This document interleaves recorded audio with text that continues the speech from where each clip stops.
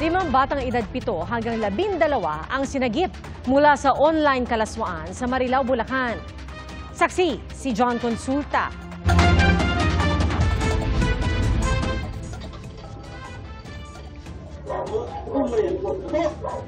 Di na nakapalag ang lalaking ito nang arestuhin siya ng mga tauhan ng NBI Violence Against Women and Children Division sa Marilao, Bulacan. Kayo po ay inaaresto namin sa salang paglabag ng RA 11930 online sexual abuse and abuse of children. Dahil sa nangyari lang po ngayon na pag-open ng mga bata. Ang suspect nahuli sa aktong nag-aalok sa mga dayuhang undercover ng live show ng mga menor de edad. Nasa gip ng mga otoridad ang mga batang inaalok ng suspect. Ang isa, ang babaeng pamangkin mismo ng suspect, habang ang 4 pa ay mga kalaro ng bata na edad 7 hanggang 12 anyos. Ginagamit niya po yung mga bata para kumita siya sa pamamagitan ng pagla-live show or pinapahubad niya yung mga bata para masatisfy yung fetish ng customer niya. Pagkain at perang hanggang 20 pesos ang binibigay umano ng suspect sa mga bata para mahikayat sila sa online kalaswaan.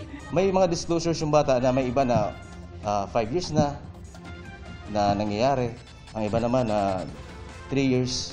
Kasi magkakalaro nga itong mga magkakaibigan itong mga bata na to. Ayon sa NBI, ikinasa ang operasyon matapos mahuli ng US Homeland Security ang isang US citizen sa Amerika na may hawak na malalaswang video ng mga bata mula sa Pilipinas. Nang suriin ng cellphone ng suspect, nadiskubre ang mala sex tourism na alok niya sa mga dayuhan. Iniimbitahan niya pa yung foreigner na pumunta sa Pilipinas para physically ma-abuse yung bata. Naharap ang suspect sa reklamong paglabag sa Anti-Online Sexual Abuse or Exploitation of Children Law at Human Trafficking. Isinasailalim naman sa psychological counseling ang mga bata. In the advent of social media, kapag kumalat yung mga mahisela na larawan, source ng stress po yun ng isang tao. Baka pag lumaki yung bata, makita niya yun, matraumatize pa siya. Tsaka by means offering pa lang, violation na kagad dyan sa trafficking at sa OSAIC law. Ang Bureau of Immigration, katuwang din ng iba't ibang ahensya ng gobyerno laban sa mga kalaswaan at pang-aabuso sa mga bata.